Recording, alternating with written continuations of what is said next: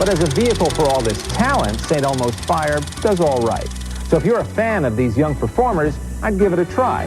As for me, I'm going to give it a 6. The heat this summer is at St. Elmo's Fire. Rated R.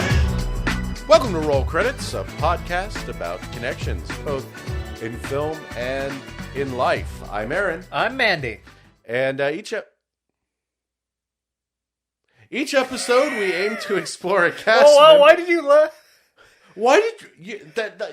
It's a very different dynamic. I'm going for a different dynamic. We're Okay, doing, new arc, new arc, new vibes. I get you. Right. I'm trying some new things myself, and but of course, we are going to explain that each episode we aim to explore a cast member, actor, director, or even a concept that ties a set of movies together. We're going to talk about the history and the context of a movie, and we're going to have fun while discussing our own personal opinions. Now, before we begin, this is an Armbar Studios production. For more information on all of our projects, you can visit armbarstudios.com. It is a beautiful Sunday afternoon. I have spent most of the weekend sleeping after on Friday we went to go see Fangs and Wild Zero in an absolutely electric double feature down at the Wexner. Great time. Had a great time. Wild Zero, of course, one of our favorite movies, and Fangs. You ever just watch a movie that makes you love movies? I know, like, many people are going to say, like... They're going to hear that. They're going to say, oh, wow, I better watch Fangs. Like, this has to be, like, Scorsese level. No. Oh, no. Trust me. This is, like, maybe the opposite of what you're thinking. But absolutely, yes, this is a beautiful film. Yeah. Fangs, and we got to see, Wild Zero, which we absolutely both adore. Two movies that just go for broke, have all the life and love in the world, one from Egypt, one from Japan. But yeah, and that's kind of the fun part about all of this, is that's kind of the thing that we love about movies is, finding the life, finding the love in these movies. And I think that's kind of a big thesis of this podcast. Now, we are starting a new arc. Speaking of, we announced at the end of last episode, which we concluded our Chris Farley arc. We are starting with Joel Schumacher. So this is our official second arc. Joel Schumacher's films. We're starting with St. Elmo's Fire, and we're going with The Lost Boys, Falling Down, Batman Forever, The Phantom of the Opera, and The Number 23. The lineup was announced on our website. Again, that's armbarstudios.com if you missed out. I adore Joel Schumacher. Mm-hmm. I wanted to say narrowing down this list of Schumacher films really wasn't easy. We had to skip on ones that we've actually seen and we liked, like Flatliners. We both seen that one. I think it's a great little sci-fi horror kind of in what's a very underrated or underappreciated era for horror. It's definitely a standout. Even if it's, I'd say it's ultimately minor in both the world of horror and also his career. Maybe one day we'll have like Kiefer Sutherland or something. That would be great. Yeah, that'd be fun. And 8mm, which I did see, starring Nicolas Cage. I'm going to hold out hope that, maybe if we watch Nicolas Cage movies, which, likely we will one day. Probably will. I love Nicolas Cage. That's probably maybe somewhere there. I'm still, I'm very confident in our lineup. My biggest regret is that we couldn't fit Phone Booth in there just because that film is such a fascinating history. But, we'll probably visit that one eventually. Absolutely. Another place, another time. Yeah, but I'm really excited about the lineup here, especially Phantom of the Opera. I'll have stories come that episode. A lot of these we picked due to either personal connection, for hoping that we have a lot to say about them, or just interest in tracking the director, of course, Joel Schumacher. To us, a legend. To some, not so much. Some people hate this guy. I feel like his contributions to the world of cinema are very largely overlooked because, you look at Schumacher, general opinions of it, most of it are man, Batman and Robin is terrible, or I hate the movie version of Phantom of the Opera. And you see articles that discuss queer horror directors. It is insane how many of these lists, they don't like list Schumacher among them. Which is unbelievable because every Schumacher film that I've seen to this point, there is some form of, inherent queerness in a lot of his directing, which we're going to talk about, which I very much enjoy. The man understood the aesthetics of queerness and was getting them in his movies in ways that no one else was. He has 26 films. In the mainstream. Yes. He has 26 films directed to his name, even more written or produced by him. I'm not going to say like all of them are masterpieces. We'll talk about that. But, it is sad. I do think his legacy is extremely overlooked. He had a whole 30 years in Hollywood, and he did a lot for mainstream movies, I would say. Absolutely. And it sucks when people boil him down to the guy who ruined Batman. Yeah. So, let me jump right into maybe the biography, unless you wanted to go over... Well, first I just want to say, mention, we did St. Elmo's Fire. To summarize the story of that movie, real quick, it is a 1985 film starring the Brat Pack, which you know this more than I do. Yeah, so the Brat Pack, it's like a fan term, really, but it's for just a group of young actors. They starred in a lot of movies. Yeah, Rob Lowe was one, major one, Ali Sheedy. Have you seen The Breakfast Club? Have you seen this movie? It's them. Exactly. If you combine like the cast of those, literally that's the entire Brat Pack. Yeah, just sort of this next generation of great Hollywood actors, I think, is kind of the concept. Some of which that is true. Some of them, kind of flamed out a little bit, but, that's life. And basically, this movie, the concept is they have just graduated college and they are learning that the real world is not as kind to them as they may have once suspected. So it is complicated, it is messy, and a complicated and messy film. But before we can really dig into it, give me the history. Okay, so here's the thing. Joel never actually wrote an autobiography that I could find. And, I can't even find like a proper like biography for Joel Schumacher, at least not like in terms of written form. Like a good one. not like a book about like Joel Schumacher's life. This isn't like, the Chris Farley story where they want to all tell his story.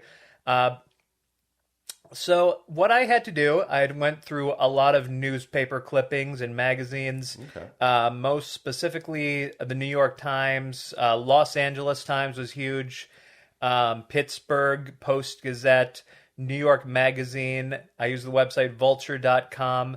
The one book that I did read that had a lot of insight specifically on this movie, they had one about the Brat Pack called You Couldn't Ignore Me If You Tried. Okay. So, going back all the way to, start of this, Joel was born at the tail end of the 1930s to an American pastor and a Jewish mother from Sweden who raised him after his father passed away when he was only 4. So he was basically just entirely raised by his mother. Okay. Raised is maybe like, an overstatement in this case because she was actually working 6 days a week and 3 nights, as Joel put it. He was also an only child, so he wasn't being raised by any kind of siblings. This was like just his life. He was born and mostly raised by his general area, which was Long Island, New York. Oh, okay. Long Island boy. Yep. That's fun. We talked a lot about Chris Farley and his battles with addiction last arc we had. Joel didn't really struggle as hard as Chris did. The fact that he lived long enough kind of says a lot, but, what Joel did say is that he was drinking by the age of 9. Oh, man. And he spent his formative years abusing LSD, meth and other drugs. Direct quote from the New York Times there. That makes a lot of sense. A lot of his movies, I think, often have to do. There's definitely a psychedelic element, I think, in most of his films that I can think of. I'm sure we'll be able to pick apart a lot of this as we go through them. But, queerness and psychedelia are two major things that I know from all the Schumacher movies that I've seen. So, well, there's also the fact that he was a fashion major. He studied at the Fashion Institute of Technology in New York City, and he got his first jobs really as like a window dresser. So he always had kind of a knack for making things look good. Oh, yeah. Yeah, that's definitely. Okay. And he did use that in Hollywood because, before he was a writer and a director, his first couple roles were a costume designer. That said, funny enough, he did actually mention he hated working in the fashion industry. And then he felt that he crashed and burned as a fashion designer. Huh. That's interesting. I had no clue. Okay. So, the big turning point for him as a youth, his mother passed away when he was only 26. Oh, wow. He talked about how at the time, he was missing several teeth. He was 50,000 years in debt because he didn't realize that he had to pay taxes by this point. And he talked about how he was like just 140 pounds at the time. Like he was stick thin. So that was a wake-up call for him. He made the decision to clean up his life. He began working at a women's department store called Henri Bendel. It allowed him to make a lot of connections while he worked there. I believe I'm pronouncing that right. It's Henribendel. Yeah, so like Henri Bendel, yeah. Henri Bendel. Yeah. If you're from the New York area, please correct me. Yes. So, one of them happened to be none other than Dominic Dunne, who was this big-time Hollywood producer. Okay. He produced the movie The Boys in the Band, among other films at the time. So this was actually his into Hollywood. Because of the fact Dominic was somebody who would come in and be a client, he actually convinced Dominic to hire him on for costuming. I love that because it's kind of like, isn't that, it's sort of romantic, it's like, who doesn't dream of like, oh, you're working in service and you're like, you meet the famous person, you're like, oh, I want to achieve my dream too, that's fun. You could say like, now you could say that Joel had no clue what he was doing, but fake it till you make it. Yeah, exactly. Listen, I've known enough people in enough positions to know that fake it till you make it is extremely correct. That's how I live my life. Listen, I have never done pre-training for any job I've had in my life. Good on you, Joel. So thanks to that, he made the move over to Los Angeles in the early 1970s. He began working in costume and set design. His first major break, actually, was working on a film by the unfortunately absolutely acclaimed director Woody Allen in his 1973 film Sleeper. Now, here's the thing: like he actually was apparently friends with both Woody Allen and Mia Farrow. He's been very like tight-lipped about like the whole kind of situation, right? Because he doesn't really want to, say anything on it. But he talks about how Mia Farrow has always been nice to him, but also Woody Allen was the person who gave him his first shot. Yeah, that's Hollywood, isn't it? It's a complicated and thorny situation that we are not going to dissect. Am I gonna reprimand like a dead man right now? Yeah, I know. It's relitigate a dead man's life. Come the fuck on. So very quickly, Joel managed to get in with the right people and became a writer and director. which he said was like his real passion. By 1978, he was done with costume and production design. He moved full-time into the writing and directing scene. So his first ever film was a TV movie written and directed by him called Virginia Hill. So Virginia Hill was based on the life of the real-life girlfriend to the mobster Bugsy Siegel. Okay. LA... the LA Times actually recognized him as, a star fashion designer at the time. There's articles about this. Oh, cool. Yeah, they called him, the Youthquake movement fashion designer turned director. Really, they announced this all in the paper, like how big of a deal this was. That's glamorous. I love that. So, seen as like a major transition. It's not like he was like a no-name guy. He did have like a very like high-level role while he was working for these big-name fashion companies. Kind of like how Lady Gaga was a producer turned pop star. I didn't even know that. Yeah, like she was a major producer before she was, broke out into the pop scene. That's cool. Like movie producer? No, like song producer. Okay, that makes sense too. I mean, that's how it normally is, right? Like, do you think Lady Gaga, please make a movie? Well, Lady Gaga, go Lady back Gaga's to your... made several movies. Yeah, go. That's true. 5'2". Yeah. Okay. So A Star Is Born. Yeah. Here. Okay. Future. Pencil her in. I want an excuse to review the GUI music video. You got it. All right. So it was only 2 years after Virginia Hill. Two of his screenplays got adapted to film. The Harlem Girl group musical, Sparkle, and then the car wash comedy called Car Wash. Oh, well, of course. Car Wash. So that really started turning heads. Wait. Is Car Wash the movie that the song Car Wash was... Is it actually like tied to it? I just thought it was, now that you say Didn't that... they make a Car Wash 2 and then make a cover of Car Wash? No, they made a cover of Car Wash for Shark Tale? I swear to God, there was... Okay, so I know what you're talking about. I had no idea the song Car Wash was in any way tied to the movie. Is it?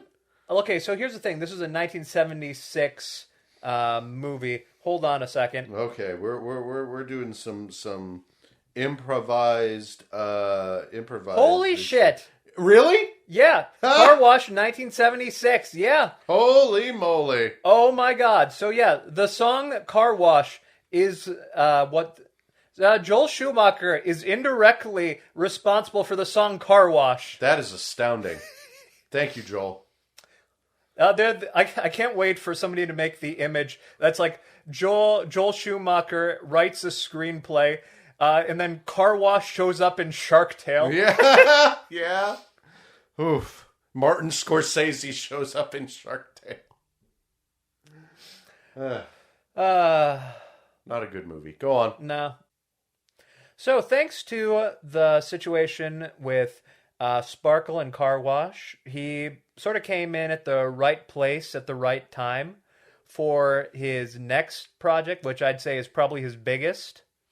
The Wiz, directed by Sidney Lumet. Oh, yes, of course. It was an adaptation of the popular 70s reimagining of Wizard of Oz. It needed a screenwriter. Joel Schumacher ended up landing the spot. This is not the same Sidney Lumet that, was at the height of his career. This was after his biggest projects, 12 Angry Men, Serpico, Dog Day Afternoon, Network. I'm a huge Sidney Lumet fan, so I've yet to see The Wiz, but, I mean, Network, oh man, talk about an incredible film. Dog Day Afternoon, again, talk about an incredible film. Serpico, less so. 12 Angry Men, astounding. All fantastic movies. So, yeah.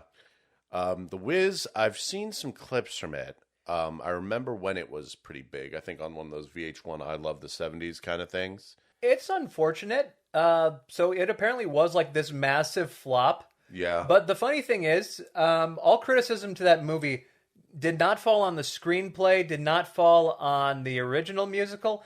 It was actually all Sidney Lumet who got like the fault of it, because they're like, why the hell did you bring in Sidney Lumet to direct this movie? Yeah, I mean, it definitely doesn't seem like his kind of film. He had no experience with musicals at the time. Like Joel was, at the very least, he'd written several musicals at the time. Yeah. Sidney Lumet, imagine, what if they had gotten Jordan Peele to direct the Hamilton movie? Like, it's like, why?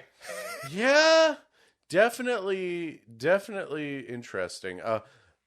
Man, if anything, it's. I think anyone can direct a musical, and just because you've directed a musical on stage doesn't mean that you can direct a film. I mean, look at The Producers 2005. Love that movie to death, but it's not a movie musical. It's a pretty standard adaptation of the stage musical, Whereas you look at something like Across the Universe or Hairspray, and I mean that shit's amazing on the screen. So, yeah, who knows? The best people to direct musicals that I've seen personally are ones who are already kind of familiar with it. Like you mentioned Across the Universe. Yeah. That's directed by the person who made the Lion King musical. And, Little Shop of Horrors, Frank Oz, we mostly know him as like a Muppet guy, but like what was the Muppets? Like 90% like musical numbers. The Muppet movie is like a musical. Absolutely. And Little Shop of Horrors is spectacular. So maybe the best example of something falling into Joel's lap was his first ever theatrically directed film, The Incredible Shrinking Woman. It was originally supposed to be a John Landis film, but John Landis didn't like the budget that he was working with, so it ended up getting passed along to multiple people until eventually it went to Schumacher. Critics weren't a fan of it, but it was well loved by audiences and certain film credits. Amazingly, Roger Ebert called it a great film for kids and teenagers. So interesting, because I have some very choice quotes from Siskel and Ebert about the movie that we're covering today, but we'll get there. Schumacher thanked people who liked it. Speaking about the film nowadays, his words are, "It's very hard to realize that you have a calling and realize you're not gifted. I wanted to be a director all my life, and then when I finally got the chance, I was so miserably untalented." Oh. I think that's harsh, but I think that means, when you get presented with this at the first time, you're never going to be good at your job from day one. Oh no, absolutely not. It is a miracle that Clive Barker directed Hellraiser with his negative experience. And like not, these first timers doing great work is so few and far between. Amen. So, yeah.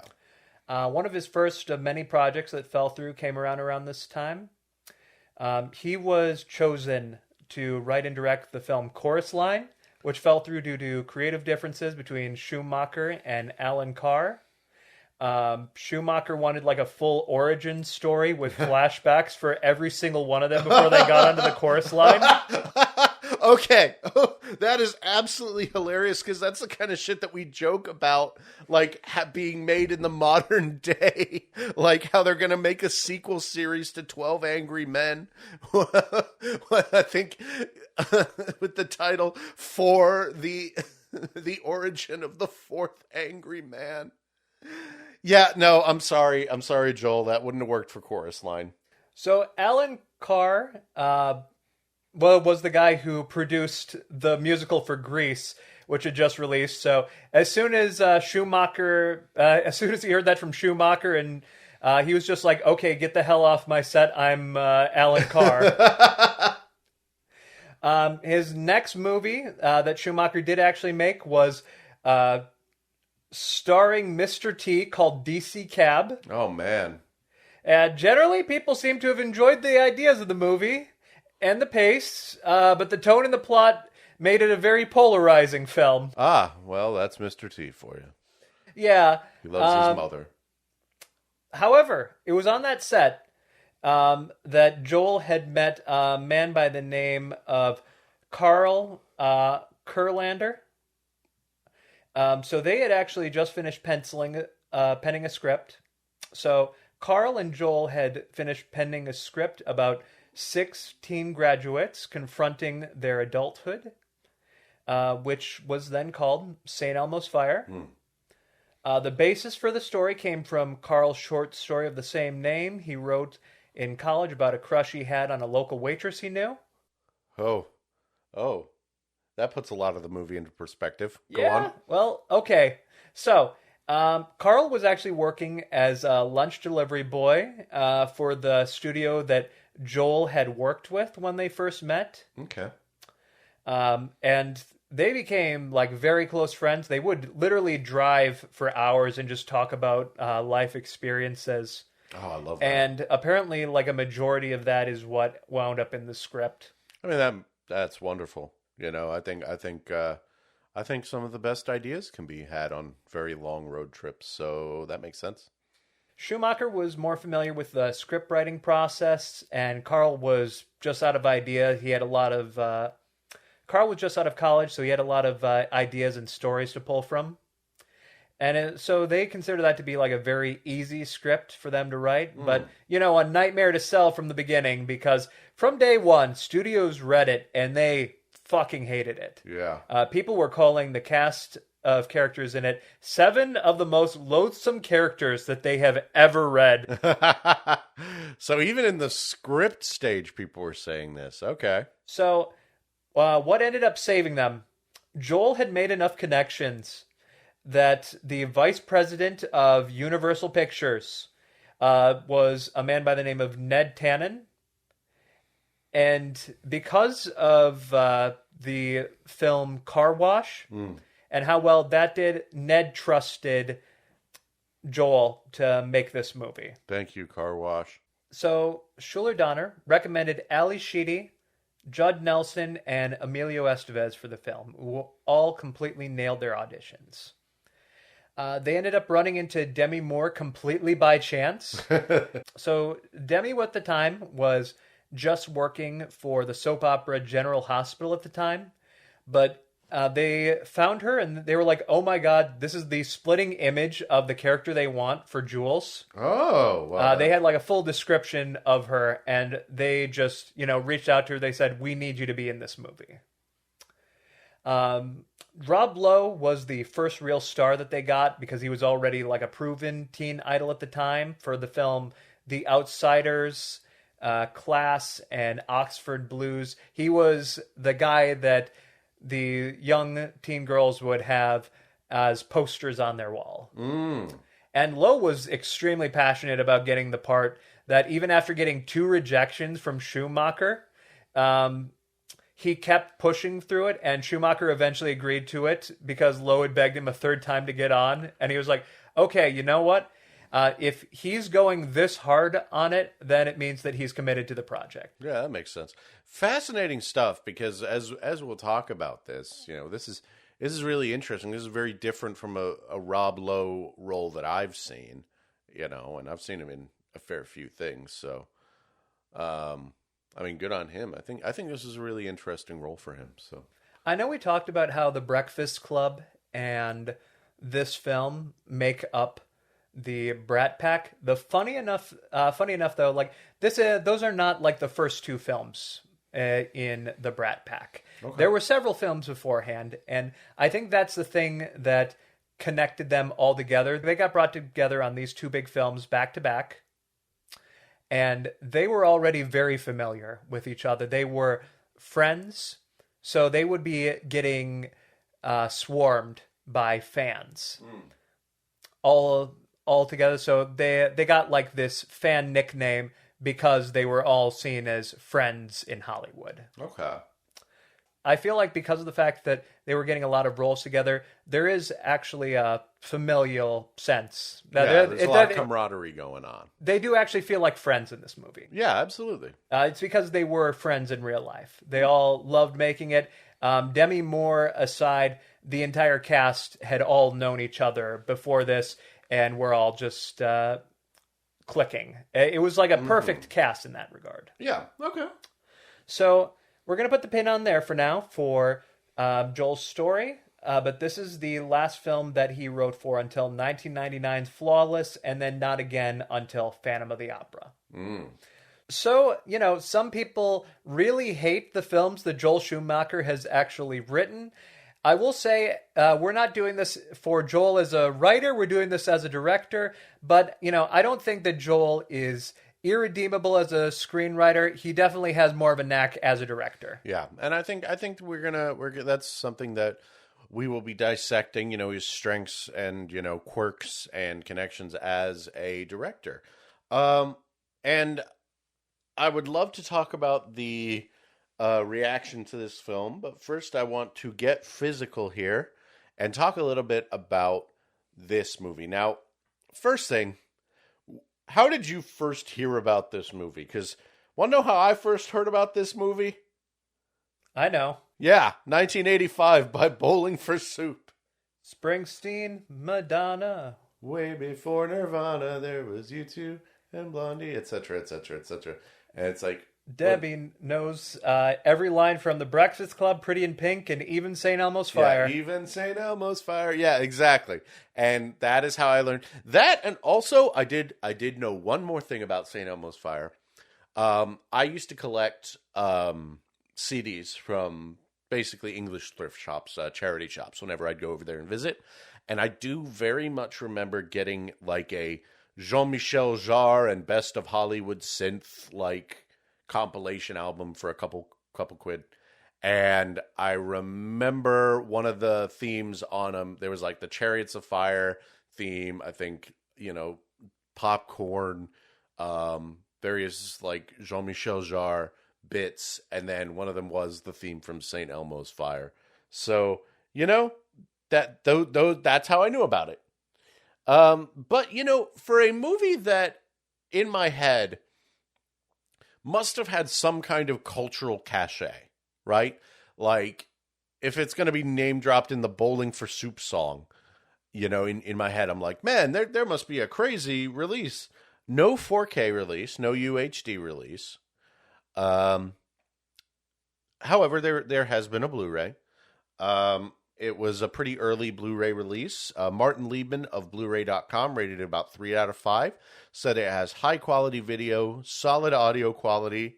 However, he does, quote, say it is loud to a fault because the music and the dialogue compete with each other, which, if the streaming version is the same transfer, that makes sense. I think we probably heard it about the same. How was there like a lot of commentary tracks on it? Yes, there is a Joel Schumacher commentary track, so that might be worth checking out. There's also a feature called Joel Schumacher Remembers St. Elmo's Fire, which is basically him just recalling a lot of the same facts talked about in the commentary. He speaks about the origins of the project, shooting and scope, the wardrobe, the score, and also his disdain for the term Brat Pack, apparently.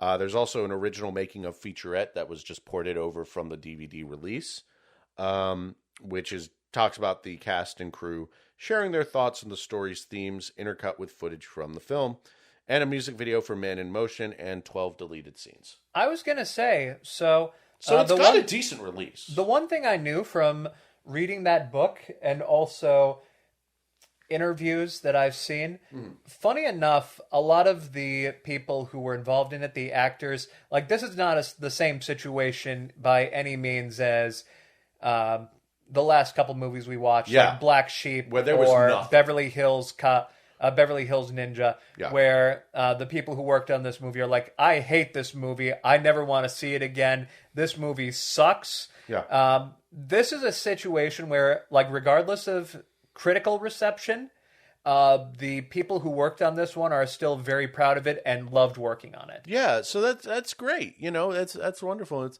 kind of fun to see. There is a solid release. No, like I said, I'm surprised there's nothing past that initial Blu-ray release. But I mean, if they got it right the first time, why bother? Just keep that one in print. So if St. Elmo's Fire is a movie that you really enjoy, go out and grab it because it sounds like you're going to get your money's worth. It's got to be like, what, $10 nowadays? As far as I can tell, it's still in print. So, it's not like we're we're doing anything that. But yeah, lots of good info there. And of course, we watched it streaming on Amazon, which was a couple bucks and seemed perfectly fine to me. So yeah, all in all, pretty solid stuff. So that is kind of the physical nature of the film. Would you like to hear what critics had to say? I think I know a majority of them, but please enlighten me. Oh, yes. So, of course, at the movies, at the time, Siskel and Ebert. They love They're this back. movie. Huh? They love this movie. Yeah, they absolutely loved it. No, they did not. They did not love this movie. They really did not love this movie. I was kind of stunned at hearing their reactions to this movie, because I would say, spoiler alert for our review, it is a movie that really got me and then really lost me, but it's not a movie I hate. These guys, whoo! Let me just, so they reviewed this in an episode of At the Movies that also had Day of the Dead, Pale Rider, and A Flash of Green. Real rough week for movies, except for A Flash of Green, which they unanimously loved. Pale Rider was a split decision. They both disliked Day of the Dead. They're wrong. Day of the Dead is awesome. Anyway, so Siskel calls it a very bad, falsely heroic movie.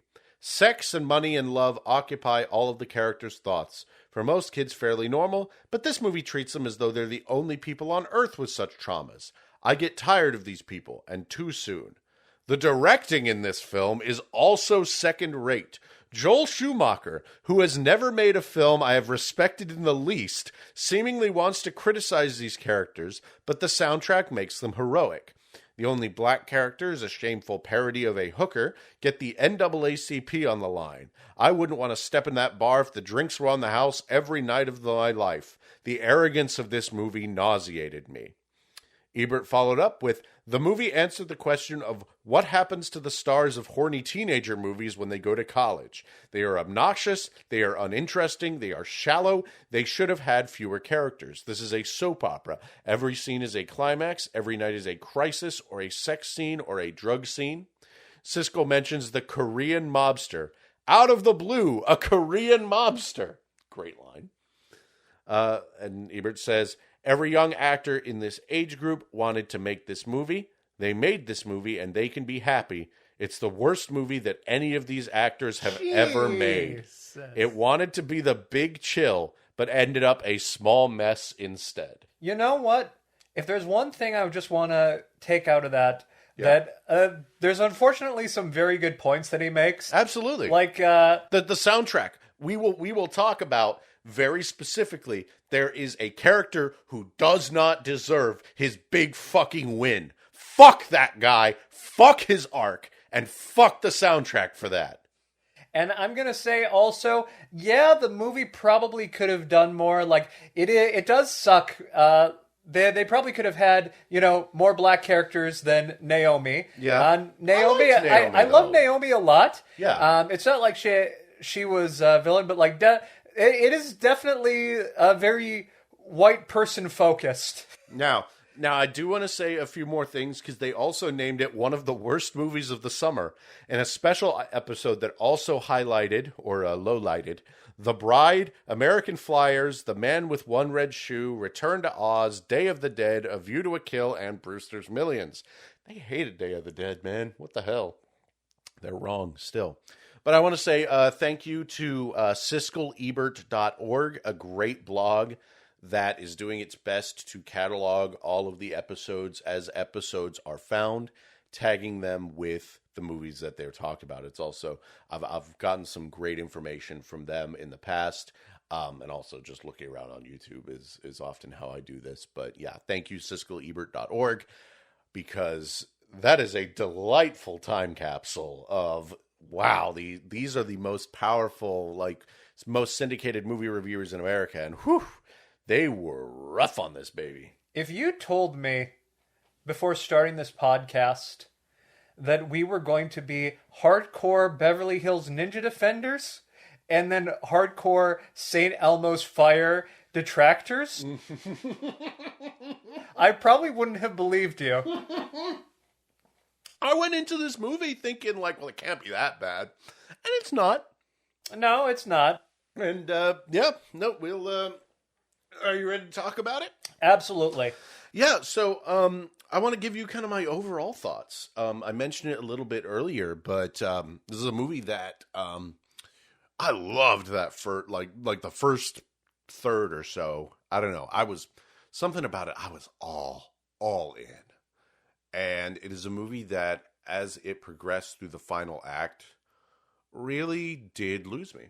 And that is a shame. But, I'd settle about it, like kind of a 50-50 middle of the road kind of vibe. I felt some magic from the opening scene where they were all walking out of the graduation.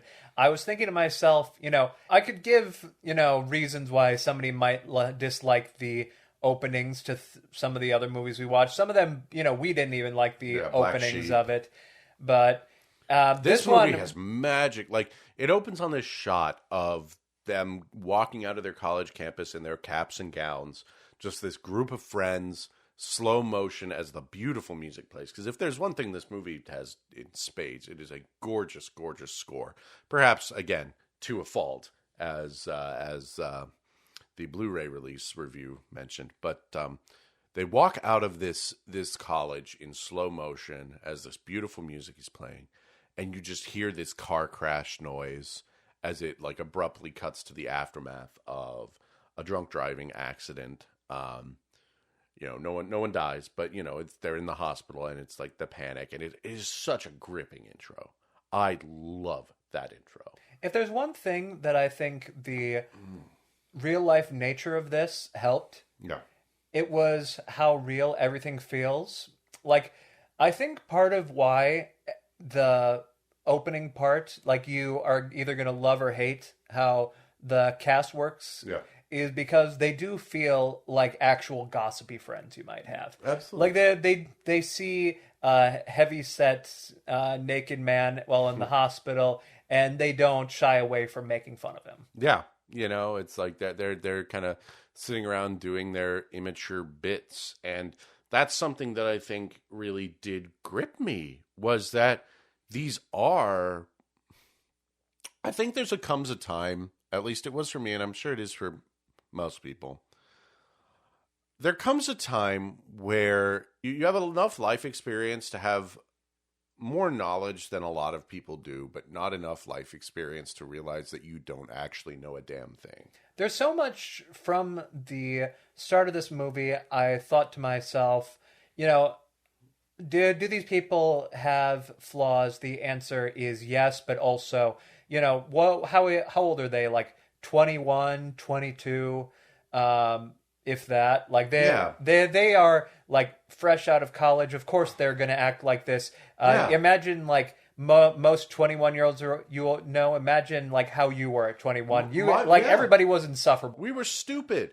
But that's the thing, is like my mind, was going to some really great places as I was watching this. I was thinking about The Graduate and American Graffiti, these kind of sad films, these films with this real, I love American Graffiti, and I know not a lot of people, no one seems to agree with my read that it is a very sad movie, but it's one of those things where it's like really intense, really emotional.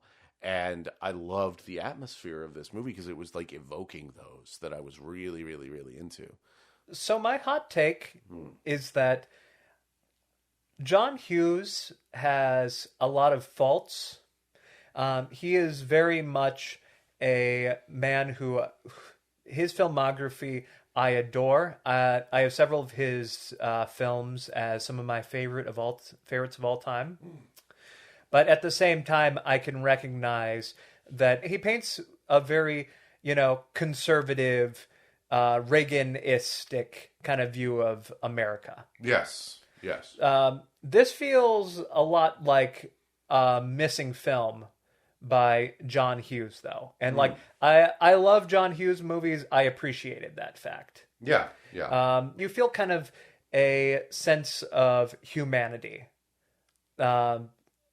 I will say, there isn't a scene in St. Elmo's Fire like there was in Breakfast Club, where everybody just kind of sits down and talks about their feelings. There's nothing that has that same emotional impact. Closest to it comes near the end of the movie, which I'm sure we'll talk about. Yeah, which we'll talk about. But my feeling is that there was a lot of potential from the word go with St. Elmo's Fire. I mean, it introduces Rob Lowe's character as playing the Flintstones on the saxophone as he sits in the back of an ambulance. That's pretty powerful stuff. Oh yeah, no, like they have a. I do love how weird the cast is, and I mean like that by saying they are radically different in terms of their looks and personality. I'm sure, there's probably exceptions to the rules, but if you are a person growing up, I would be very shocked if your friends don't like vaguely resemble you in some way. Maybe you're the sole goth person in your group, or maybe you are the most nerdy. But like for the most part, I want to say, you don't typically see one cowboy hanging out with one heavy rocker and then one your like friend hipster group- nerd.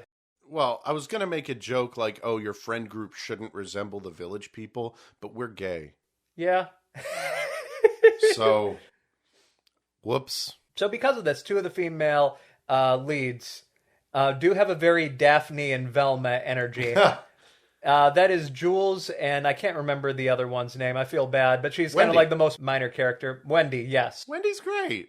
Well, Wendy's great. She's just like, I don't mean this in like a negative way, but I do But yeah, absolutely. There's a lot of characters that get the shaft. So. Yes. So what you're saying is you didn't feel that the friend group, like you feel that the friend group, like you don't really understand how they would have become friends. It's just very weird. They look like they're. I feel like Joel may have gotten too ambitious in designing their looks to the point that it feels weird that they're all hanging out, at least from the start, right? Right. So we start off, here's a guy wearing a suit. Here's a guy who is playing a saxophone. He looks like a lost boy. Here's a guy in suspenders with a shirt just poking out. He's kind of like a slobby-looking guy. Yeah. Like, why is this? Yeah, fair enough. Like how did you all meet each other? And the answer is college. But at the very least, who did you? Are you going to say that your Did friend you all just group take in college? different electives and just start stapling your friend groups together? Like, Are you going to say so? Be honest. I'm going to ask you. Yeah. You've obviously went to college. You've graduated. I've been to college. Would you say that your friend group were not just like a bunch of nerds like you? I mean that's a hell of a way to put it, but yeah, like even I would say that I had 2 or 3 like groups that I hung out with by the end of college. I had my 2 communication, major buddies, the ones that I met in my major. And they both were nerds. Like one of them, she exclusively shopped at thrift stores, and I think she's a librarian now. And the other one was a pro wrestling referee, and she loves Persona and RPGs and stuff. For example, and then I had another friend group, and he was like big time super weeaboo otaku with his roommate who was kind of a little more normal, a little more but he was there watching wrestling, watching anime with us, watching Comedy Central, and then I had my other group, which again, bunch of kind of partiers, but bookish partiers, like Cards Against Humanity, mixing drinks and playing Godzilla, and so pretty much everyone I met was a giant nerd in some way. Different archetypes was kind of like the point Yeah, of the Breakfast like Club, and here it's like it's not really addressed, which I don't think is like necessarily like a bad thing, Right. But it does make this stand out. This does stand out to me while I was watching it. Like, some scenes they wear more casual attire and it makes a little more sense. But like from the word go, they want to establish their characters immediately, and because of that, they pick the most hardcore sort of outfits to represent who they are. Whereas in the Breakfast Club, it's like, oh, it's the goth, the jock, the prep, the nerd. Whereas in this, it's just like, yeah, it's those archetypes, but, they're already friends, which, again, I don't see that as like a negative, but it's definitely a point. Yes. Mm-hmm. I didn't hate that. There's a lot They of all good hang stuff. out in St. Elmo's bar. And there's a lot of good things I liked around this time, too. For starters, there was the love scenes that they had there. I feel like they do a very good job at shooting kind of these romantic scenes. Would you disagree? No, actually. In fact, one of my favorite stretches of the movie comes later, and it's a romantic scene. So, and I like the scene in the beginning when we have just a passionate kiss between the character of Leslie Hunter, played by Ali Sheedy, and then we have the future politician Alec, played by Judd Nelson. Yeah. Hilariously, two characters who were in The Breakfast Club. Yeah, I loved this. Like that scene is amazing because, man, you want to talk about, I thought it was really interesting to kind of have a character who, in college, he was kind of this chairman of the Young Democrats, but it's this sort of war between, now I have a place, I have to have a place, I have to have a couch, I have to have money, and it's kind of compromising your ideals, in order to kind of keep your head down and make money. But also, on top of it, Alec is also like a constant cheater. Oh yeah, he's a terrible person. I feel like maybe there should have been more of a corruption arc with him, but I don't know. Like they were just kind of like, no, he's always just been kind of like this. Yeah, but anyway, let's before we get into all of the kind of the character things in the actual story, I want to say that early on they all meet at St. Elmo's bar, and I want to talk about want to know what I love about Schumacher's directing.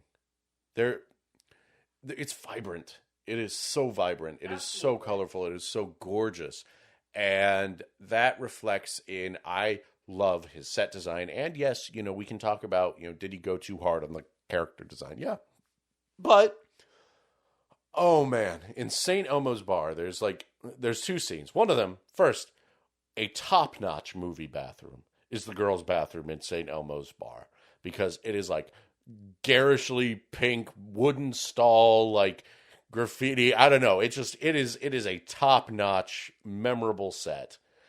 And then in St. Elmo's bar itself, just this beautiful scene where everyone is drinking and dancing and having a great time, and it's just this slow pan over this crowded bar, and this music is playing, and I loved that because that is fantastical. I don't know.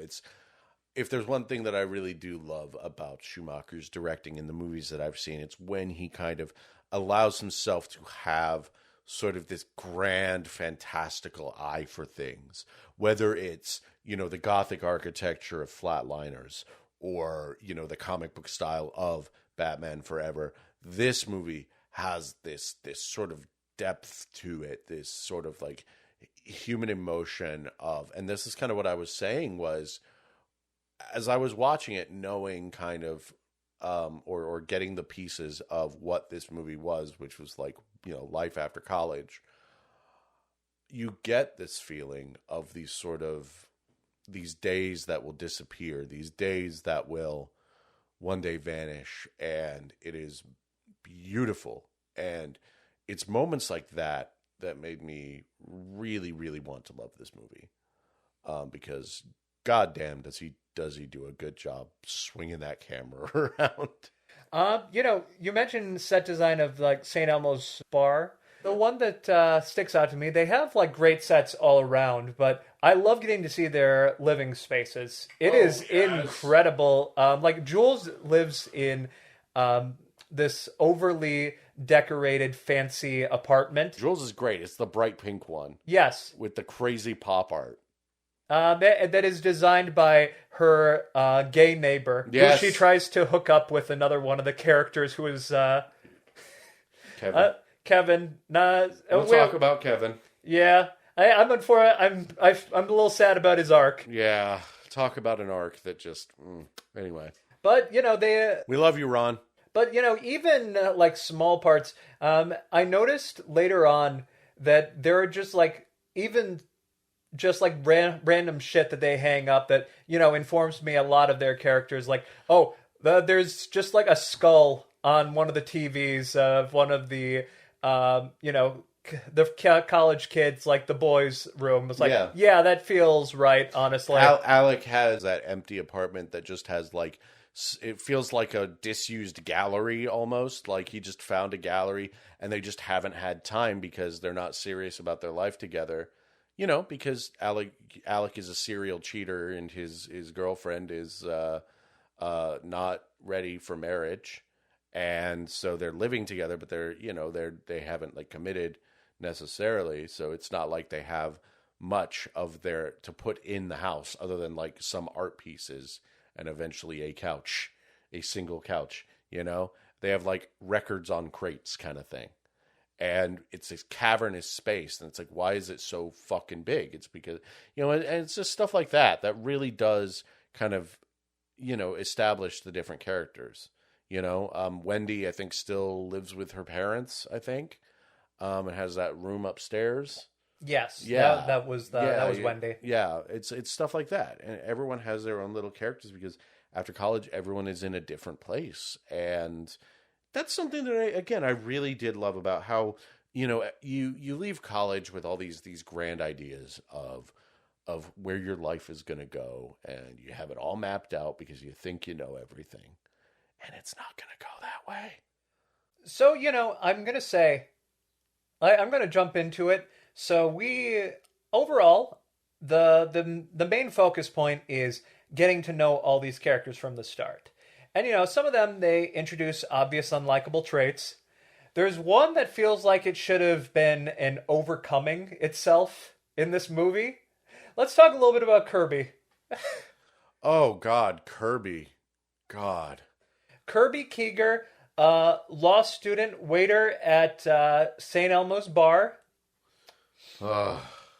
As the Wikipedia article puts it, I couldn't even remember that he was working at St. Elmo's Bar, but that part is like fairly minor, all things considered. But in The Breakfast Club, he plays the athlete, so he kind of gets the nerd role here. Yeah, which it's funny. They kind of switch roles. Emilio and Judd Nelson, where they go from being kind of like the tough guys to being maybe the most corporate. Right. And they are also maybe the most insufferable characters, but Kirby more so. Kirby, man. You want to talk about one of the biggest misses to me in the two of them, Kevin and Kirby. Like, two of the parts of the movie that really lost me. I will say that. So his arc starts off. He went on a date with this one girl ages ago. Yeah, ages ago, like early college, and now he's a waiter, and he's just like, and the girl's a doctor now, and he's like, oh, I've never stopped thinking about you. I did want to mention, I brought up Woody Allen earlier. This is actually why I brought it up. There was specifically like a reference to them going to go see a Woody Allen movie. Oh. Yeah, you're right. Like, that was the movie that they went to go see, and because of that, like, that's one of the few traits that he recognizes her by. He's like, oh, do you still go to Woody Allen movies? She doesn't even really remember the movie they went to go see and doesn't really care much about Woody Allen. Yeah. Like, it really goes to show how little that he actually knew about her. Yeah, and that's kind of what's really interesting is... I think there's a good story there. I love stuff like that. Sort of, I've been in positions where, people have been in my life that, have meant everything to me, and I do not mean that much to them, friendships, coworkers, all of that. That's just how life is. You meet so many people, and some people you stick with, some people you don't. But yeah, basically he's like obsessed with this girl that he went out with once, and it's creepy. To use a term, he's probably the most incel of the group. Yeah. So he is determined to get with this girl that he had a crush on. And, you throughout the movie, you're thinking, okay, he's eventually going to learn that women are people. And he is going to, back off and, live his own life, maybe find somebody that he does respect, that he does want to be with, who wants to be with him.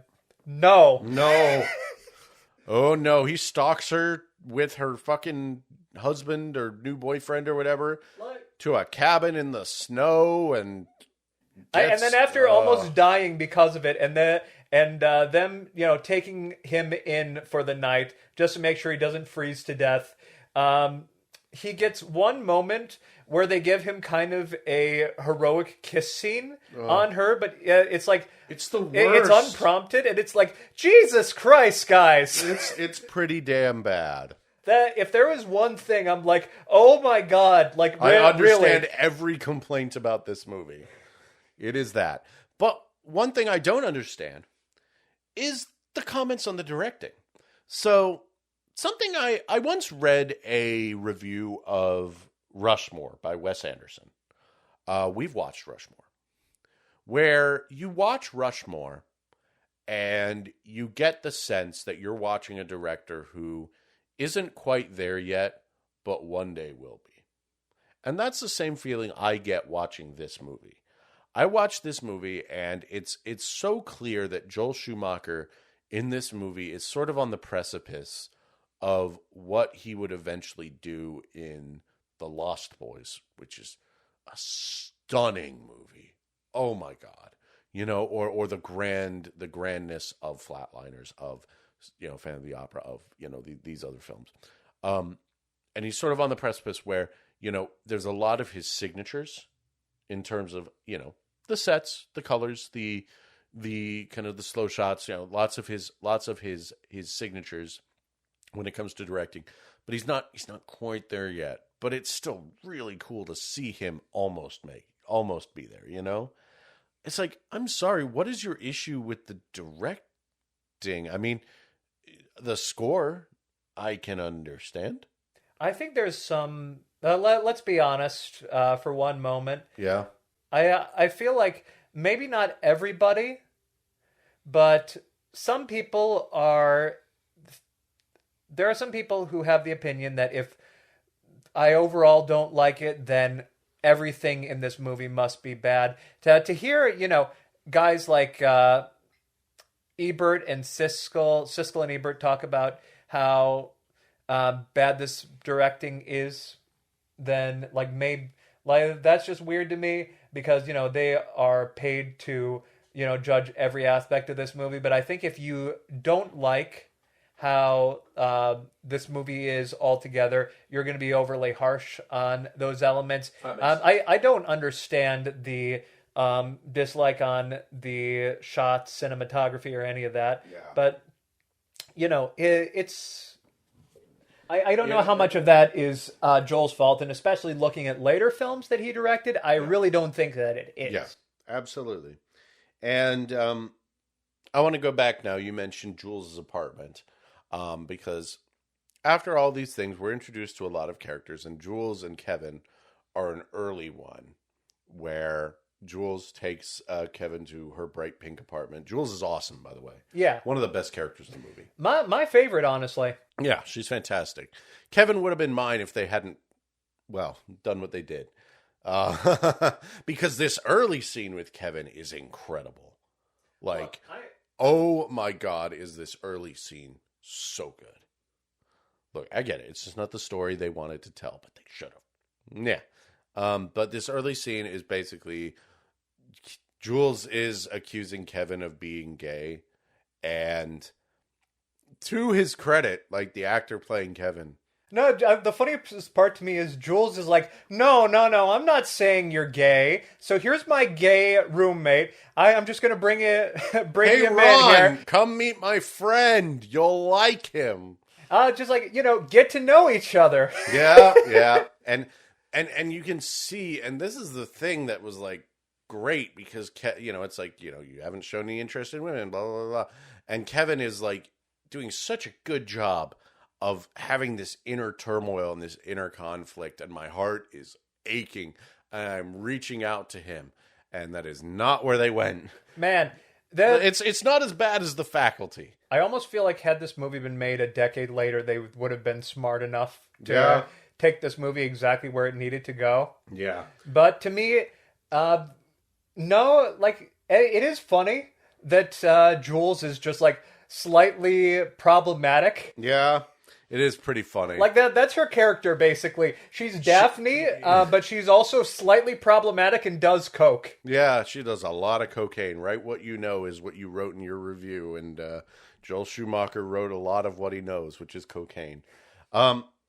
That said, there's a lot of coke done by a lot of people. There's like a party scene where like several characters just inexplicably are doing coke, and it's just almost not addressed afterwards. Yeah. Like normally this would be an arc. It's like, okay, so there's special cocaine episode. A very special cocaine episode. Here it's like, nah, they're just, good old pals occasionally doing cocaine. We all do a little bit of cocaine now and then. It feels like one of those like Lonely Island jokes where they would just like sneak a random line in it that's like the punchline. Yeah. So I do want to say though, for our dissatisfaction with Kevin's arc, you can definitely feel a lot of Joel Schumacher's queerness kind of bleeding through a lot of these lines, specifically, which is kind of what, kind of tricked us about Kevin. There's a line where they talk about kind of the heterosexual kind of path through life, right?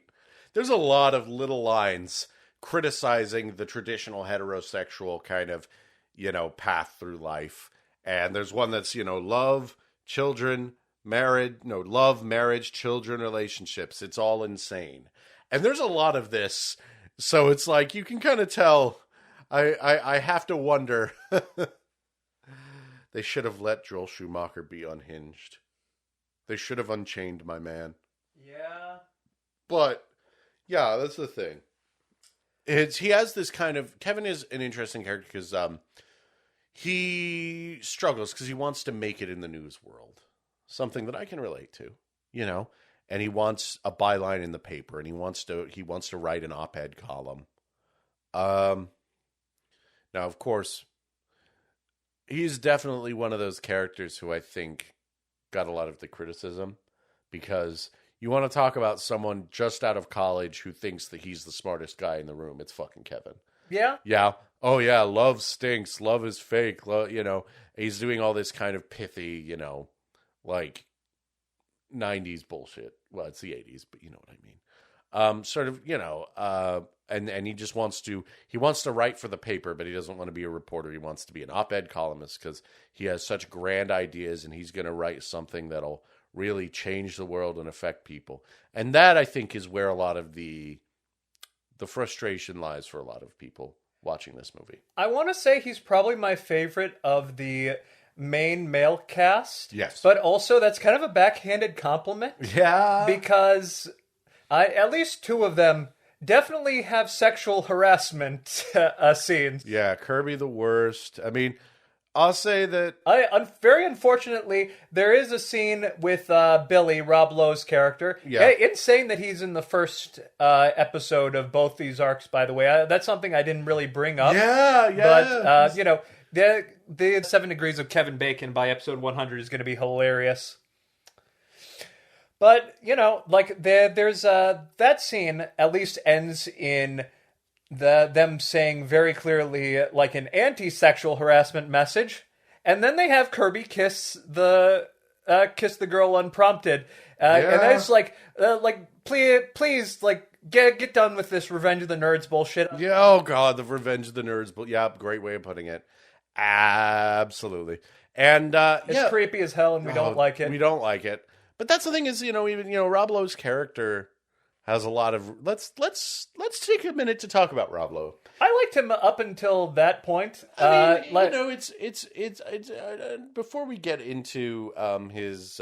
basically, he gets drunk at a party and tries to assault Jules in the car. And it's not seen as a good thing. No. But, it's definitely one of those weird things in the movie. By the way, it was also in front of his ex-wife who he just got back together with. Yeah. His ex-wife and his child. Yeah. He is like a deadbeat dad. Yeah, it's a whole thing. But I will say about This stuff even... you know what? I'll say this. This sounds worse even saying it out loud. Yeah, okay, look. You say it out loud, and I can understand everyone's complaints about the movie, but it's a promise. It's not that bad when you're actually watching it, but it's pretty bad. But let me just say, let me talk about Rob Lowe as a performer in this film. I've seen Rob Lowe in several things. Mostly, we talked about it, Parks and Rec, even Tommy Boy. This is a different Rob Lowe than I am used to seeing. I get it's because it's 1985, so he's younger. He's in his heartthrob phase. But I don't know, that he sinks into this role really well, I felt. He loved working on this movie, and he felt like he really resonated with the character and wanted to play it, so that makes perfect sense. Yeah, to me, this is a great role for him, because it's very different from other Rob Lowe roles that I've seen. Most Rob Lowe roles that I've seen, you can kind of, it's Rob Lowe. You can feel the Rob Lowe-ness in him. You know what I mean? Whereas this, like, after a certain point, he just sinks into this role. And, again, I do think it's partly because he's young and fresh and babyface. But, man, speaking of sexual harassment, he has this scene with Wendy, which I really love, where he's kind of the fake boyfriend for Wendy's family dinner. That one was good. Yeah. So she brings him. Wendy is kind of the nerdy girl.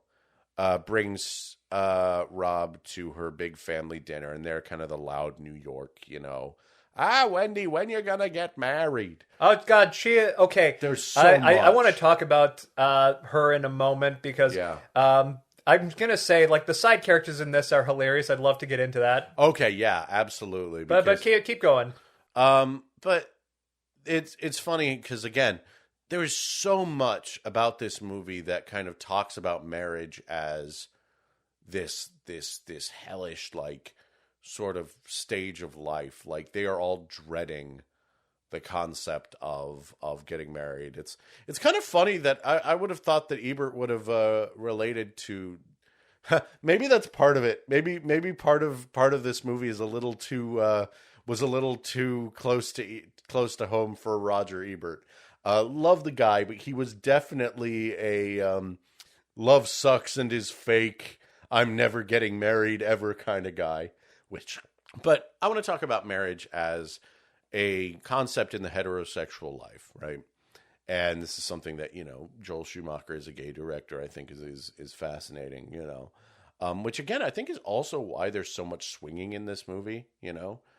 You can break down a lot about this movie from a kind of a queer lens of sex, drugs, swinging, and, the youthful kind of movement that was eventually stifled by, the AIDS crisis. I just don't think it all hit, unfortunately, for a lot of different reasons. But I do think it's all there. But there's a lot of themes about this marriage stuff. Like, a really beautiful scene is when Alec's girlfriend, I feel bad that I've forgotten the character's name, talks about... You mean Leslie? Leslie, yes. About how when Leslie talks about, I don't want to get married because, I don't have anything, she wants to have her own, like, sense of independence and solidarity in herself before she can think about, having anything else, It's interesting. I don't know. I did find that there was a lot of resonant themes in this film that did not quite, I guess, come together. But yeah, go ahead and talk a bit about Wendy and her family and that whole thing, because this was probably a highlight of the film for me for a lot of different reasons. I don't even want to just talk about that. I want to talk about the side characters in general. But, okay, let's go. So the side characters are maybe one of the best parts of this movie, which is insane to me. But yes, we love Naomi the prostitute. Almost every single scene with a side character, for whatever reason, they tend to nail them. So Wendy's mother is a gossiper who keeps doing this thing where she has a quirk where she keeps whispering things. Oh God, that was Like whenever it's like something she shouldn't be saying. yeah. Whenever it's something she shouldn't be saying, or But like it's extremely loud whispering. oh, it's so funny. Oh my Like God. you completely understand her character. Yeah. Yeah, Naomi, the prostitute, great character. She works very well paired up against Kevin. That's the other thing is like It feels like they should have had an actual friendship. Yes, there's this gorgeous nighttime shot, which again Joel would later go to fucking perfect nighttime shots. I love how he shoots seedy alleyways and fucking lights reflecting in the rain. I love this shit, man. And so Kevin is walking along this alleyway, and this prostitute, Naomi goes up to him. So there's multiple scenes. Yeah, multiple scenes with Naomi, where she meets up with Kevin, and it's like, hey, do you want to have a good time? Do you want to come with me? And he keeps turning her down. But, yeah, and it seems like do you have a you have a crush on someone? And he says it's a secret, and it's so good. You feel like that should have been the thing that hinted towards maybe he's a gay man. Well, yeah, because that's the thing. The whole idea is that he is constantly over. His best friend is Alec, and he's constantly over at Alec and Leslie's house, and both in what Jules suspects is that Kevin has this gay crush on Alec. And again, I'm almost mad. I feel baited, because like they do this great job at setting this whole thing up. And then they bait you with, spoiler alert, no, it's actually Leslie all along. And the straight twist. The straight twist. It's a bad twist. Look. I'm going to say there are some situations where it's absolutely hilarious. Oh, yeah, no. Like, for example, there is... there's been, times where I find some of that stuff to be kind of funny. But but I'm going to say, here it feels like it should have been the obvious end for his arc, and instead he ends up in a relationship with the girl he has a crush on, but then not really at the end. And it's one of those but that's life kind of moments. Yeah, but it's just not. Gonna keep going back. I wasn't actually finished on the side characters. Oh, I'm so sorry. We got to talking about Naomi. Okay, Naomi, the mother. Oh God, one scene wonder. There's a chauffeur who shows up in one scene, has one line, but I loved her. Yeah, she was great look, and was just badass. And then we have the best character in the film. Yes, one scene, funniest.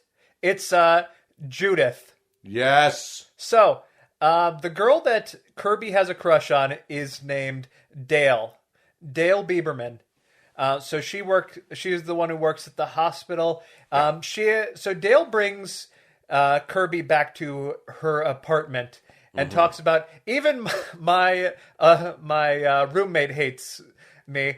And then we see the roommate who walks in at that moment. She's like, she's right, I hate her. Yeah. But then like Dale leaves for a brief moment. Kirby is allowed in her apartment, and he does the creepy thing of grabbing her fucking pillow and sniffing it. God. As like the Judith is looking on and is looking like, what the fuck are you doing? Yeah, Judith is the best character. She's the brain. Yeah, Judith, they needed, I don't want to say they needed more Judith. They had exactly the right amount of Judith, but you almost wish that more of the movie had the same energy of Judith. Yeah, absolutely. Yeah. And that's really is like, yeah, and that's the thing. I want to talk a little bit, since, this kind of was talking about the dinner scene. I want to talk about Wendy, because I really love her as a character. So there's a whole thing where Wendy works at the welfare office, works at the soup kitchen, trying to make a difference in the world. And her parents are just constantly telling her to get a real job and to get married and all of these things. And it really does lead to one of my favorite scenes where, Billy is on the roof of Wendy's parents like McMansion, and like Wendy joins them and they talk about, hey, did you ever consider suicide? He says, well, not, and she says, well, not while I'm a virgin, and I don't know. I found that to be a really human, kind of beautiful moment. And there's just something really, I don't know, really resonant about this constant, like, get a real job, get married, force yourself into the traditional societal mold. Like, as we were watching it, I think you described it as though it felt like it was a movie about a bunch of teenagers giving up, or a bunch of college graduates giving up, which would have made such a good movie. Like, a very depressing movie. I'm going to go farther than this and say that this is a film that is a straight comedy that is aching to be a gay comedy. Yeah. Like, yes, there's the character of Kevin. Also, I'm sorry, like, the best dynamic in this entire fucking movie, deadass, is Wendy and Jules. Oh, God. They have the best fucking scenes together. Yeah. I compared them to, like, Daphne and Velma. They really are like that, and they're like best friends, basically. Yeah, and it is, and it's great, because, like, Jules constantly talks about how much she hates her stepmother, or her step-monster, because she was, like, neglectful and didn't do shit, and now she's dying, and that's, like, a whole thing, and she's just constantly talking about her upcoming funeral arrangements, even though she's not dead yet, and that's a whole thing. Jules is just really, really great. And also, she has sex with her boss. She works at a bank. She has sex with her boss to get ahead. That's a thing that Jules does. There's a lot of... There's a lot of swinging. There's so much of this movie that's based around their own personal faults. Yeah. Like, there's no way that it wasn't unintentional. That's But the thing so is, it feels like there should be more of a payoff. Maybe the idea of it is, that one of them starts to have this arc, and then the rest of them, it shows them kind of growing up and going past this.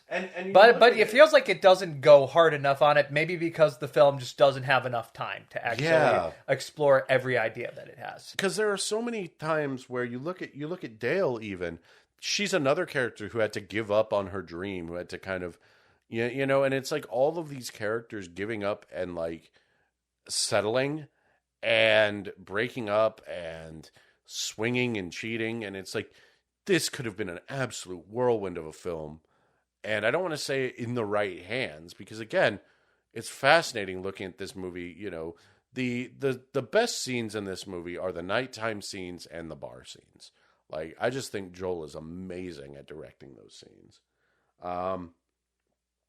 But yeah, it's like, Kirby goes and, gives up on medical school because, you have, Rob Lowe's character kind of giving up on himself, losing, like, all of his confidence. You have Dale giving up on her dream. You have Wendy struggling to kind of be in the position, at the welfare office and have this as, it's her passion, but, she's being beaten down by the realities of life, and all of this sounds great, but I just don't think it's as well handled as it could be.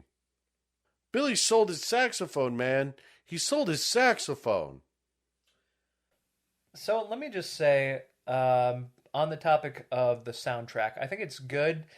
Score can be a little bit of a full house at times. Oh, yeah. But, I like it.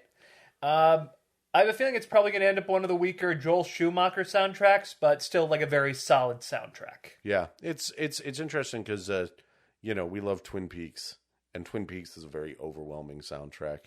And in some ways, this kind of reminded me of that, just those, like, really goopy synths. Yeah, I can see that. But I much prefer how Twin Peaks does it.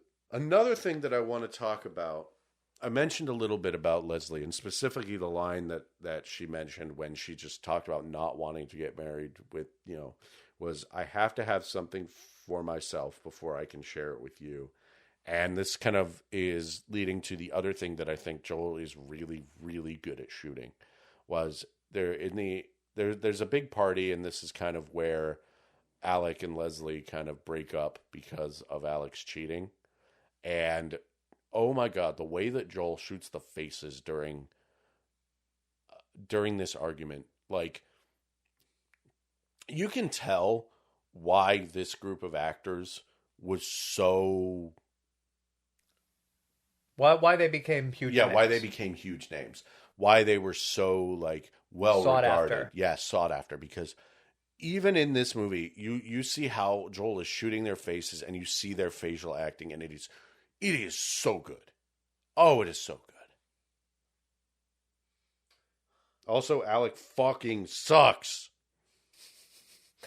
That was insane. Like, he cheats and then asks her to take her shit and leave. Yeah. Like, man. But that's kind of the point. It's this movie is in a lot of ways about the mistakes that we make, because we really think that our lives are never going to change, that they're going to be kind of stuck in this beautiful one place forever. Especially, you're just in the adult world, and you make all these plans like we talked about, and you're like, oh yeah, this is where life is going to be. This is how life is going to be. This is going to be like this forever. And it isn't. It's not like this forever. It's going to change. But we're like so convinced that the choices we're making in the now are always going to be the most important life or death decisions that we'll ever make. It's a good lesson to learn, but, did they execute this well? Probably not. And how many people are going to go away with that message? Exactly. Apparently not very many, if the reviews are any indication. It is insane to me.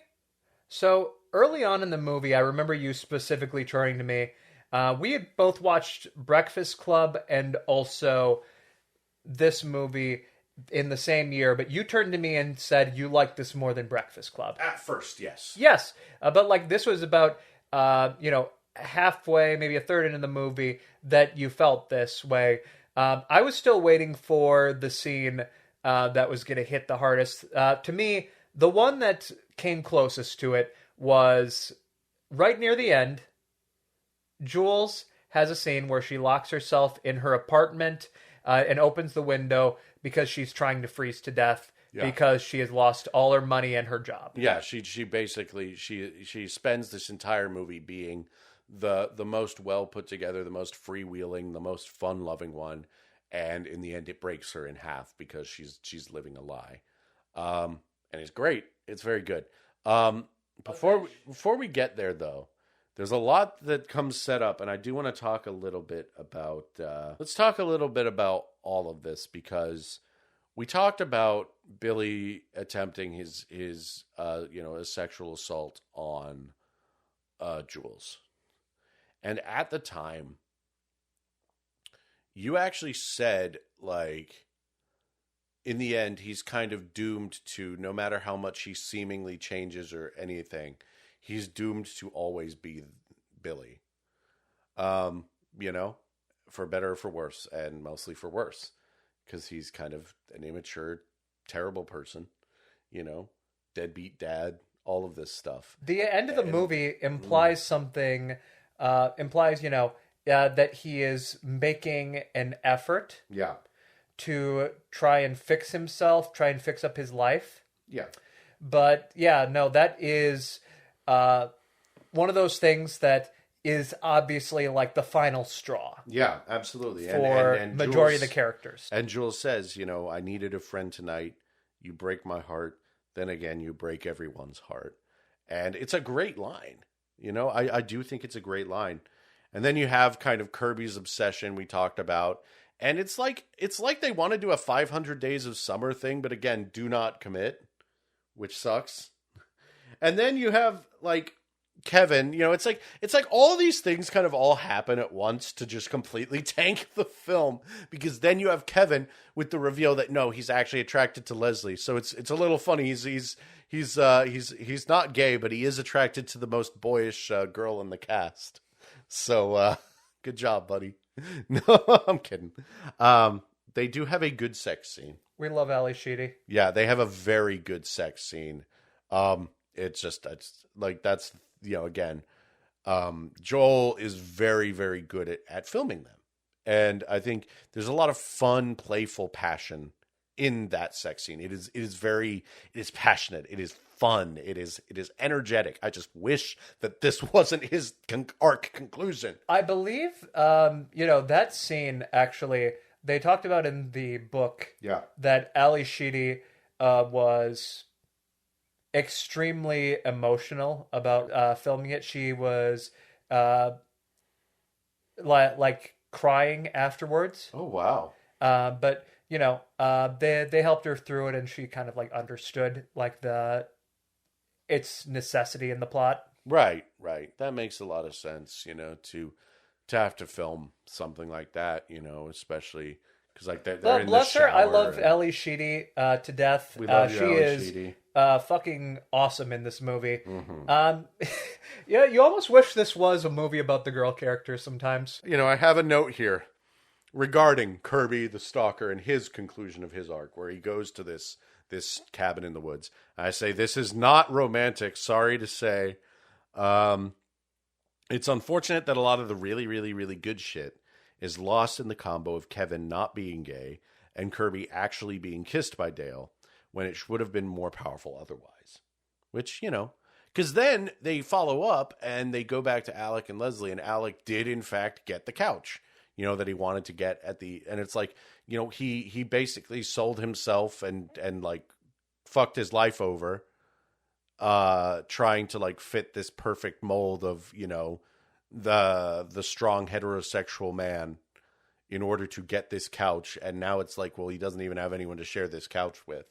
I mentioned that this was the wrong time for this movie. I think part of it is, in the 80s, there was this perception that being bad was kind of a cool thing. Yeah. To the point that, when you made this movie, yes, there's a lot of unlikable aspects to these characters, but also, are we going to sit here and say that wasn't like in all of the teen comedies around this time? Like people were dropping slurs at the drop of a hat. God knows fucking Monster Squad and Goonies had them. Yeah. They were just making jokes about people and their appearances.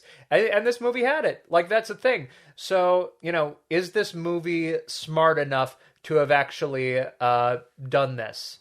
Was this... I think this is the problem that a lot of people had, is you can argue, maybe people didn't understand it, but also I don't think that this movie presented everything in a good light. But if you understand this movie, all you need to understand is this is how it feels when the polycule breaks up. But like, even as the stuff you're mentioning right here, the arcs that we've been talking about, basically this entire episode, with Kirby, with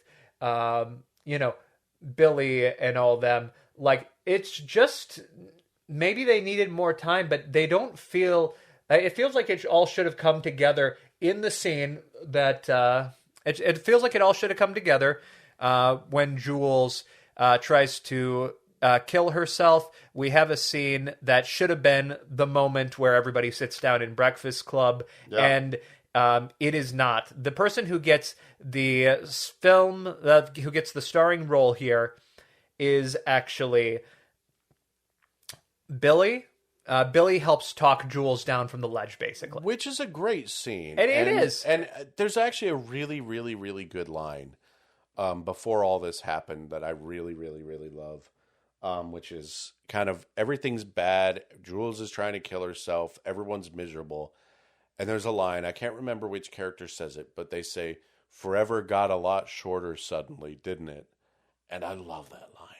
And it's like, God, that you can tell what this movie, I don't know if this is what this movie wanted to do, but there's a lot that this movie could have wanted to do, you know what I mean? There's too much that goes unaddressed. Yeah. That's really like the big nail in the coffin here, is had they addressed majority of the flaws, then I think this movie would be more fondly remembered. And you kind of get this, in the scene, with Jules and them. This is kind of the scene where, they're all calling the gang back together to try and rescue Jules, but they still fucking hate each other, and they're basically fighting at the expense of their friend, which is why when Billy is the only one that kind of breaks through all of it and goes to talk to Jules, is kind of the power of it, is the powerful part. And Jules says, I never thought I'd be so tired at 22. I just don't know who to be anymore. And it's a really beautiful scene, through all of the flaws. It is a really beautiful scene. I mean, there's so many great parts all throughout of that. Like, even like the small aspects to it. The stress of the situation literally leads Billy to smoke 2 cigarettes at the same time. Yeah. And they're like hanging each other out the window, trying to break, through the fire escape, all this stuff. The fact that it brings everybody together who, they're at their, worst moment. They've been fighting throughout this movie, but Jules, they all love her and they all kind of come together for it. You can understand exactly where they went with it. And I kind of love how they don't just immediately come together. They kind of have to break each other to come together. Like, it's not just, we all got to save Jules. It's like, we got to save Jules, but we also hate each other. And also we want to, I don't know. I think that's cool. I wish it reached the same highs. I agree. In the end, Wendy is the only one in this movie who knew what she wanted, which was to get her own place where she could eat peanut butter and jelly sandwiches. She got her own place. She's eating peanut butter and jelly sandwiches and living her best life. Good for you, Wendy. By the end, they do have a final kind of scene where they all basically become friends again. Yeah. And it's funny because everyone's like getting paired off in these like, obligatory, pairings and relationships and stuff. But like, they're all 22, man. This shit ain't going to stick. That happens in the movie. Like we were talking about how exactly. It's not like a full move from Alec to Kevin for Leslie, because the situation with Kevin breaks off sooner than it seems. Yeah. Like right alongside the apartment scene. Yeah, because Leslie has her life. Like, none of this has to stick because they're only 22. And it was obvious that, Kevin ultimately is still kind of a toxic, kind of like 20-year-old. Yeah, he's still kind of a fucking immature little, weedy little jerk who gets published in the paper but wears a fedora. He literally wears a fedora. I'm going to say, man, I really a lot of this is going to be positively speaking on Joel Schumacher, yes. But I don't think this was the right time for him to have wrote this movie. Yeah, he was still fairly immature at the time. Mm-hmm. Even if this seems, technically, he was a little over 40 at this point, but he still feels like he had some growing to do, and getting the fact his co-worker, the fact that his co-writer here was a man who had just left college. There you go. It does reflect in the final product. Yes. They're both just a little too stupid, unfortunately. A little too stupid.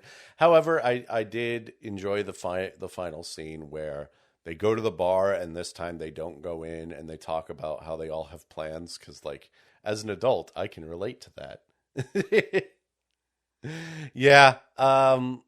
I did feel something with the ending by Billy leaving, and oh my God, we didn't even bring up. So you'd assume that the reason that that this is called St. Elmo's Fire has to do with St. Elmo's Bar. Yeah, we kept joking about how the bar was going to burn down. Well, yeah, but also I knew what the term St. Elmo's Fire actually was. Yes, and so there is a title drop in the speech that Billy gives to Jules. It is like an actual sailing term. Yes. For to quote Britannica, Encyclopedia Britannica, luminosity accompanying brush-like discharges of atmospheric electricity that sometimes appears as a faint light on the extremities of pointed objects, such as church towers and the masts of ships during stormy weather. So it is considered to be a good luck omen for sailors. They have this whole thing where they try and connect it because it is meant to be kind of a guiding light thing. It's a phenomenon. Yeah, yeah, but it's ultimately a mirage, right? Like, yeah, and it's this burst of fire which seems like this perfect illumination where everything is perfectly and clear, but it is ultimately a mirage because it is fleeting and it is going to pass. I think, unfortunately, that scene falls on what many people felt the movie was, which is it is a good scene, but I think, some people could see that as corny. Yeah. And I don't think that you're entirely wrong if that's your read of it. Right. I mean, I thought it worked for me, but, all things considered, that is what St. Elmo's Fire is. They actually explain it right at the end, and it is an insane... It is a little out of nowhere. It is a little out of nowhere. Billy, of course, Billy would know what St. Elmo's Fire is. And also so we just have a place also called St. Elmo's, too. It's like, okay. And there's no other kind of smarter way they really connect this. Yeah, but it's fun. Yeah. So yeah, from a, it's a fascinating film that I think didn't love it. I definitely didn't hate it. But it's one that's going to stick with me, I think. But it's an intriguing film. From a directing standpoint, again, I feel that it's funny because, a lot about this movie, both from the writing and the directing, is Joel Schumacher not quite having matured enough to make the movies that he would make, or as confidently as he is eventually going to make them. It's a movie where Joel Schumacher is he's not quite there as a director. He's definitely not quite there as a writer. And you could probably say the co-writer definitely helped, didn't help, whatever you want to say. But it's an interesting starting point, I think. Because, again, we're going to see a lot of the things that he is really good at, such as the lavish set design, absolutely beautiful set design, the nighttime scenes, the really beautiful, very personal scenes.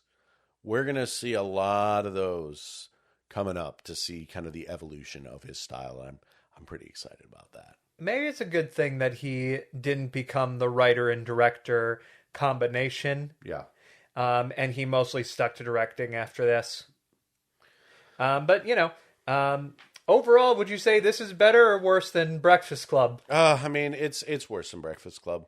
Breakfast Club is a better movie.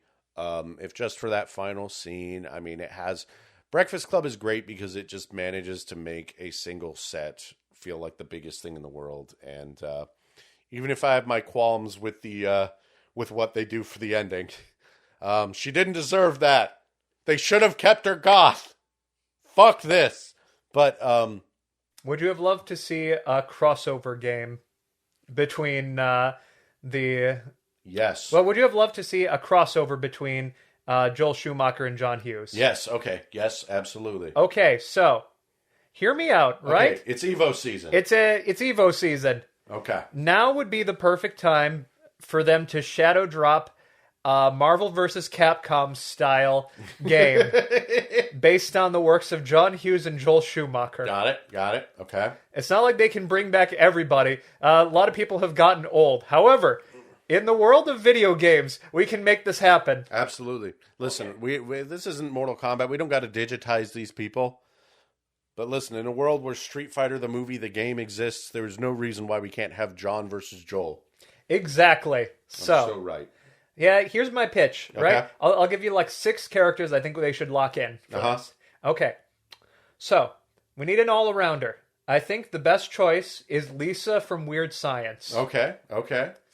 Robot Girl, she is... Love those. Okay, have you actually seen Weird Science? I was on EMN Flashback, EMN Contact pretty recently, actually. I was watching clips from it, but I love Robot Girls. Okay. I know the plot of Weird Science. I think that, she's not like a known fighter, but she is kind of a Frankenstein thing, and I think that she feels like she could kick some ass. Yep. She needs more of an opportunity. Maybe in Weird Science 2, Electric Boogaloo. Yeah, we need Weird Science too. Weirder science. Weirdest science. So, lock him in.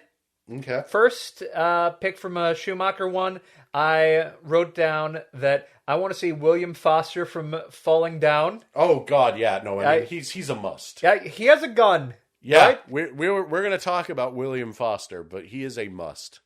If you're going to get somebody who fights from a distance, get William Foster, man. That's our zoner. We got him. His super move can be his super move is like, in Smash with the Blue Falcon, except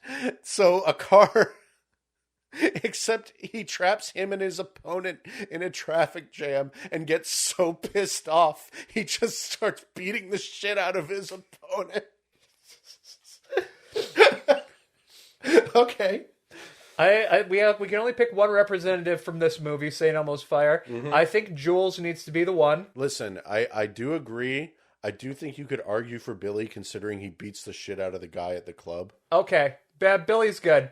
Yeah, Billy, but he fights exactly like Big Ben from Skullgirls. Yes. Okay. However, Jules is good. She can be kind of the she can be the. I want her to be the man-on of this game. The very like fashionable kind of grappler. Yeah. She's a stance character. Okay. She is a stance character. Respect plus that. Man on. And then Billy can hit people with a guitar. Yes. For the Billy's DLC. Yes.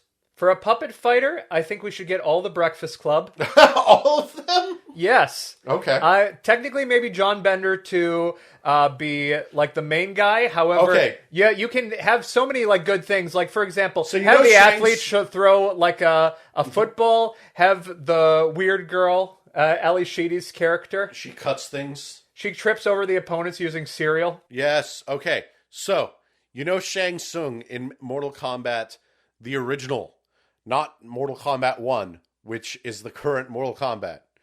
You know how Shang Tsung just constantly transforms into his opponents. Just imagine that with the whole Breakfast Club. Imagine if this is the main antagonist. Okay, yeah, you need to fight the Breakfast Club. So for the Trapper, I feel like it has to be Home Alone, right? Oh, I mean... Kevin. Yeah, of course it's Kevin. Kevin feels like he should be like a lock. If you can get close to Kevin, mm-hmm. you can wreck him pretty easily. Mm-hmm. However, he has managed to trap whatever arena he's in, Absolutely. And you are all going to fall into his... You've played Terrordrome, right? Yes. You know how Pinhead plays in that game with the chains covering the screen? We need that, but with Kevin and his tripwires. Absolutely. Of course, my original pick for this was going to be like Ferris Bueller. Yeah, I was wondering, where does he fit in this game? I feel like he is like best off as maybe like a Rushdown kind of guy.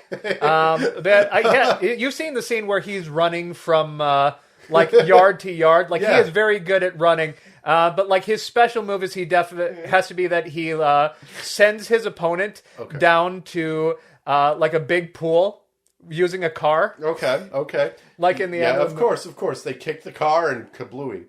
And then like you just, like the end of the cutscene involves Cameron just looking in horror.